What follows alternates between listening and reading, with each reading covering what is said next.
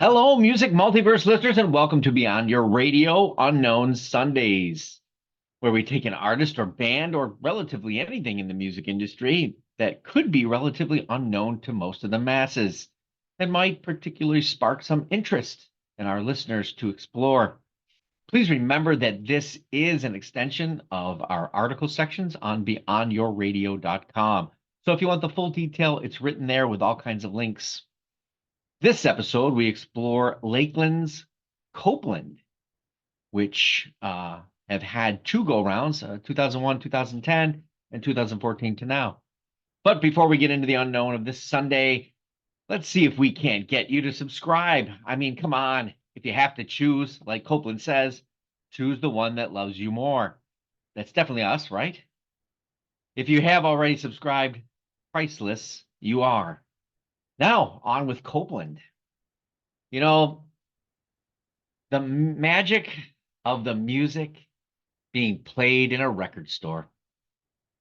There's a reason, the audio signature is there to entice the ear, but that's not always how it works when, receiving in the store is not in the right frame of audio mind. Sure, I've heard it a few times where a person has come in and said, geez, could you turn that down? Why is it so loud? Or the other one is, as if it was a library, it's not a library. The look on the store clerk's or the owner's face is always priceless. It would be the same for me too if I owned a record store. Oh, if I ran a record store, but that's a story of maybe another day. I mean, that would be like the sun and moon aligning. Oh, wait, that's happening tomorrow, isn't it? Ah! The CD Exchange in Orchard Park, run by Bill Bohm, was one of those record stores that was a hint more cognizant of his clientele. He would keep the album selections in the soft rock, indie, electronica, and soft R&B. If you want to think about it, think of Sade, Portishead, Mazzy Star, Jack Johnson, and of course he always slid in Dave Matthews, Band, Train, and others. Don't get me wrong, I'm sure he would have loved to put on some Van Halen, Type O Negative, or Rush, but he stuck to the subtle underscoring music to leave the impression.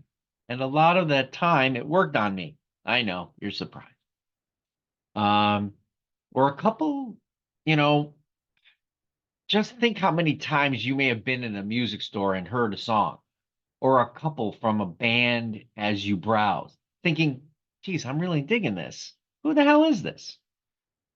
Particular day in the store, I was definitely struck that the soft rock of this band was leaking a bit into heavier sonic guitar, which was dangling outside his usual signature of music that he would play.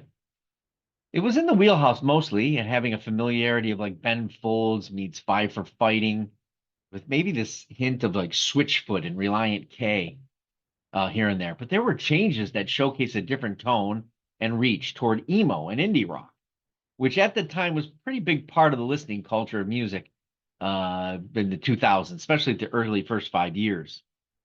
It also had this jazz drum-led song, it was called Coffee, I believe. When the sun goes down, if it's not too late for coffee, I'll be at your place in 10. We'll hit that all-night diner and then we'll see.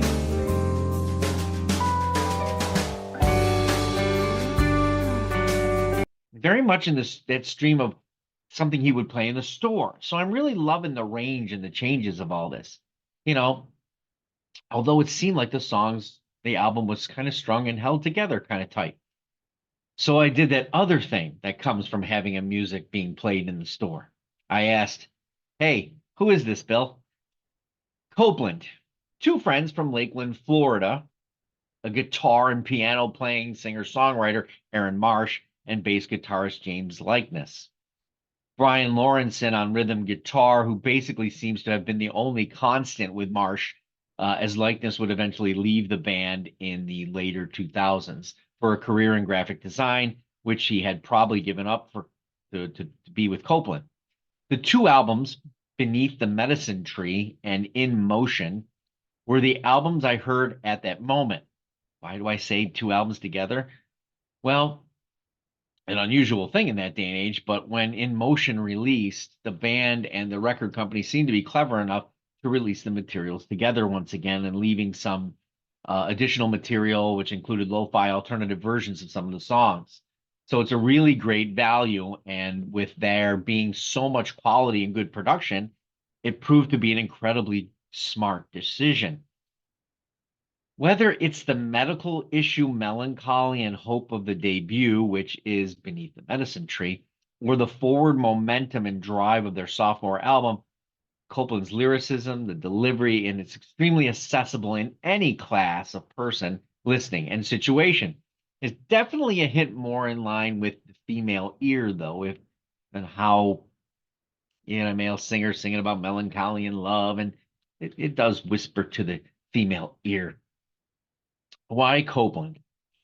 Why Copeland on Unknown Sunday? I mean, you're thinking this sounds like any other band. Well, here's the important part. They had this element of indie soft rock, but they had this knack for bringing in instruments, loops, interesting and daring accompaniments to their tracks, even instruments that don't fit, oboe, cello, which those things are being done today. Well, they weren't exactly done that much in the 2000s. Like the xylophone on Where's My Head. Where's my head?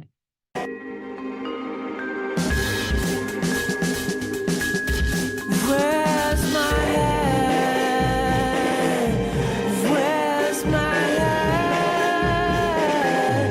Where's my head? Where's my head? From the third album, Eat, Sleep, Repeat, which is interesting considering this was the first album. They probably had a drummer that was slightly solidified. So over a studio musician, as I didn't find any link to the early percussion notes to who the band member was.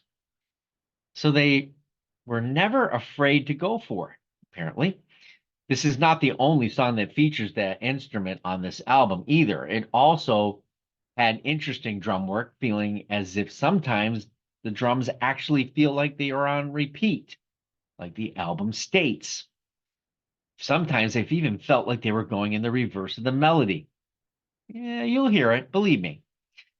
And I'm sure the drummers out there go, oh, that's intentional and that's cool as hell. It certainly is.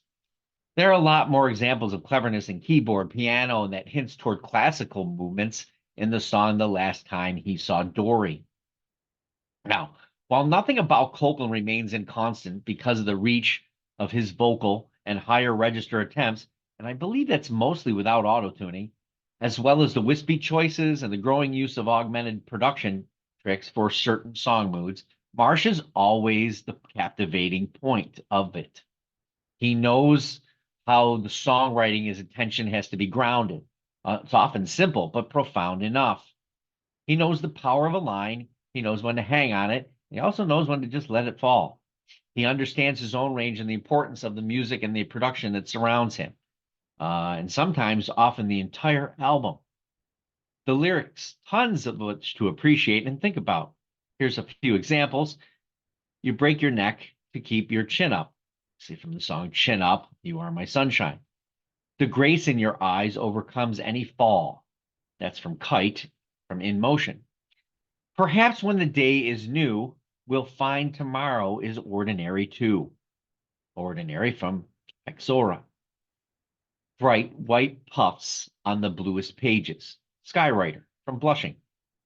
Now, they are a unique band by any stretch of it because of the blending that they managed to do, reaching album by album for something slightly different, engaging, and true to their storyline of connection in love, loss of love, as well as common tribulations in life. I never feel like they're just singing a song because they have to sing it. I do love the fact that they love to do a cover, but they hold those covers close to their originality, just utilizing his voice influxation and the band's usual mojo, which is kind of cool. I'm Part-Time Lover by Stevie Wonder. They even do Phil Collins's Another Day in Paradise, Every Breath You Take by The Police, which Let's face it, that's kind of a song anybody can do. But it's always going to be the Police's version that's better. Black Hole Sun by Soundgarden. And the one that always got me as the being the better of all of them, because it's in tune with what they normally do, is She's Always a Woman, Billy Joel. Aaron Marsh's voice shows up in other bands like Lydia, Anne Berlin, The Cinema, and Under Oath, to mention just a few. Showcase the slightly variety that he gives in genre, which gets that emo area in and a little harder rock from time to time. He also was in a band called The Lulls in Traffic, which utilizes loop, light hip hop, and rap against piano arrangements. It's actually quite well done, and it's a rabbit hole worth exploring if you dig what Copeland's throwing down. There's also two 2021 EPs, which have come over after these albums that have been out with Copeland. They're from a band called Glasswing, Glaswing. The two EPs are Like Water on a Glass Table and I'm in the Checkout Line of My Life, which have an ambient texture, piano, and rhythm with Marsh's vocal. It's more close to Copeland, in my opinion, just a little bit more electronic in some parts. No matter where you are in your listening habits, Copeland makes a pretty good statement, solid argument for the subtle influxes, emotive mixes, and background attention we pay to music. Whether it comes from the play choices of a fabulous record store in time, or from a silly website, YouTuber, a channel of a music junkie, it's there. So let's do this again next week. Eat, sleep, repeat.